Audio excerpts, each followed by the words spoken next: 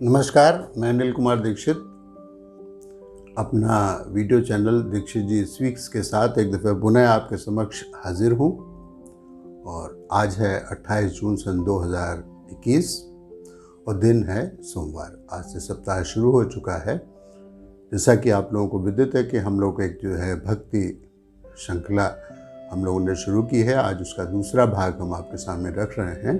पहले वाले भाग में हम लोगों ने कल चर्चा इस बात की थी कि नारद मुनि को जब पृथ्वी का चक्कर लगाते हुए, पृथ्वी पर भ्रमण करते हुए वो यमुना तट पर वृंदावन में पहुँचे तो वहाँ वो एक युवती उनको रोती हुई मिली। यहाँ तक उन्होंने जब वो युवती उनको मिली तो उस युवती ने उनको देख करके कहा कि आप तो कोई महान व्यक्ति लगते हैं, कोई मुनि लगते हैं और आप तो ज्ञान का भंडार हैं, इसलिए कृपया बताइए कि मेरे इन पुत्रों का ज्ञान और वैराग्य का ऐसा हाल क्यों हो गया है। मैं तो युवती हूँ और मेरे पुत्र जो हैं छोटे हो। तो आज हम लोग आपको ये बताएंगे आज की कहानी में कि नारद जी ने अपने जो उनके ज्ञान चक्षु थे, जो उनके पास दिव्य दृष्टि थी, उससे उन्होंने देखा और उस युवती को उसकी वास्तविकता के विषय में बताया। तो हम लोग अपनी चर्चा शुरू करें इसके पहले हम आपसे एक बार आग्रह कर लें, कृपया हमारे वीडियो अगर हमारा और पसंद आता है तो आप इसको जो है सब्सक्राइब कीजिए, अपने मित्रों से, अपने रिश्तेदारों से, अपने परिवार के सभी सदस्यों से सब्सक्राइब करने कहिए। और इसके अलावा हम आपको बता दें कि हम लोग कंसल्टेंसी का भी काम करते हैं। किसी भी प्रकार की आपको मदद सहायता की ज़रूरत हो, सलाह की ज़रूरत हो HR संबंधी मामलों में या लेबर एक्ट के मामलों में, तो आप हमसे इस मामले में सलाह ले सकते हैं। ये सलाह मुफ्त प्रदान की जाती है।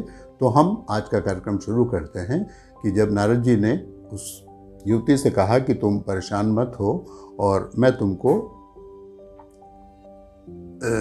सही बात जो भी है देख करके मैं बताता हूँ। तो आगे की कथा का प्रारंभ इस प्रकार से है।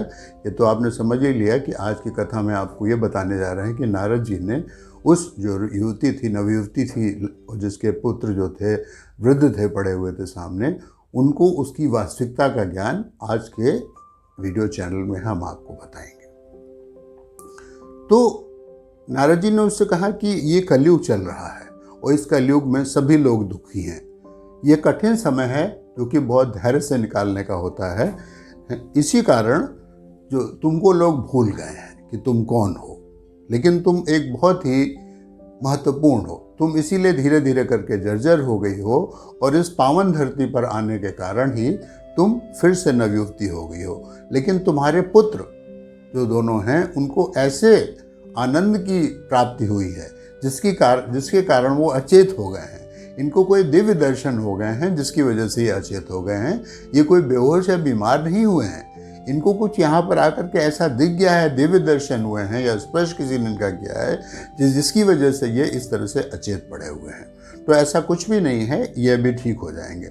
उन्होंने उसको बताया कि पूरी पृथ्वी पर क्रोध, लोभ, मोह और माया का जाल फैला हुआ है। जो पूजन कराने वाले हैं वो पूजन कराने के लिए धन ले रहे हैं, धनोपार्जन कर रहे हैं। और उन्होंने कहा कि तुम्हारा नाम जो है भक्ति है, तुम्हारा नाम भक्ति है। तुम्हारा जो मूल रूप है वो वैकुंठ में है, भगवान ने तुमको बनाया है। और तुमने इससे पूर्व में तुम मुक्ति के रूप में पृथ्वी पर आई थी। तो और जो मुक्ति था वो जर्जर रूप था उसका। तो जब वो जर्जर रूप हो गया तो तुमने जो था उसको वापस जो थे वैकुंठ में बुला लिया और अपने इस दूसरे रूप में तुम यहाँ पर आ गई हो। लेकिन तुमने पुत्र मोह में ज्ञान और वैराग्य को अपने साथ ही रखा। तो जो भक्ति थी, अब उसका नाम पता चल गया हम लोगों को कि वो भक्ति थी, उसका नाम था भक्ति।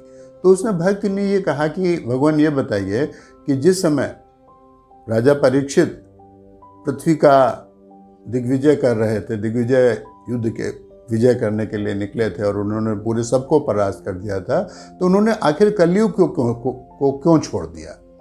उसी की वजह से तो ये सब हो रहा है। तो नारद जी ने कहा कि देखो, विधि का विधान जो है वो टाले नहीं टलता है, ये कहीं ना कहीं लिखा हुआ था।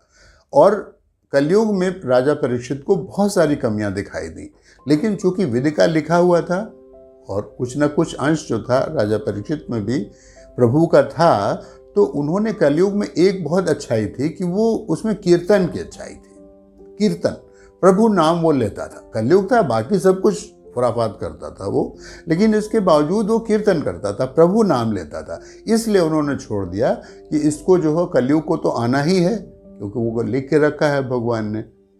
इसलिए उन्होंने उसको छोड़ दिया राजा परीक्षित ने। और अब वो जब आ गया है तो इसमें चूंकि कीर्तन की अच्छाई है, इसलिए इसको छोड़ दो कि इसके सारे जो लोग कीर्तन करेंगे वो लोग प्रभु की भक्ति को प्राप्त करेंगे। इसलिए राजा परीक्षित ने उसको छोड़ दिया था। तो बाद में जो था, मुक्ति तो चली गई, तुम भक्ति के रूप में यहाँ आ गई।